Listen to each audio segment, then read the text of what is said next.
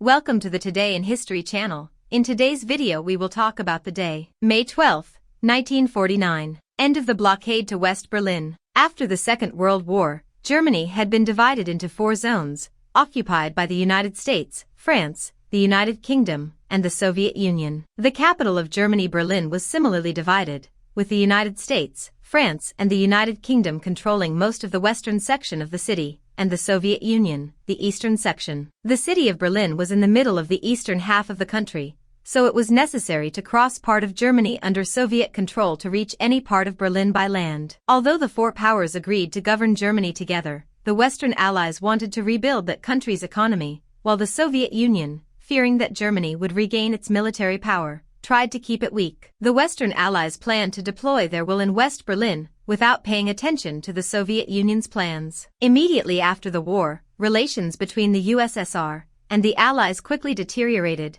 and the Soviets decided to expel Westerners from Berlin. In June 1948, the Soviets closed the Autobahn highway to West Berlin, and then cut off communication by train with the city. On June 25, they banned all supplies coming from the west to West Berlin, hoping that the Western powers would evacuate the city. On the contrary, the high command of the British and American armies decided to supply West Berlin with air, starting the Berlin Airlift, also known as Operation Vittles, taking food, coal, and gasoline daily. The airlift started on June 26 and, in August, reached its peak by delivering more than 4,500 tons of food and fuel daily. On Easter Sunday, 1949, almost 13,000 tons of provisions were delivered over the course of 24 hours. In April, the Soviets backed down and announced their desire to negotiate to end the blockade. After a meeting with the Western Allies, on May 12, 1949, the Soviet Union agreed to end the 11-month blockade,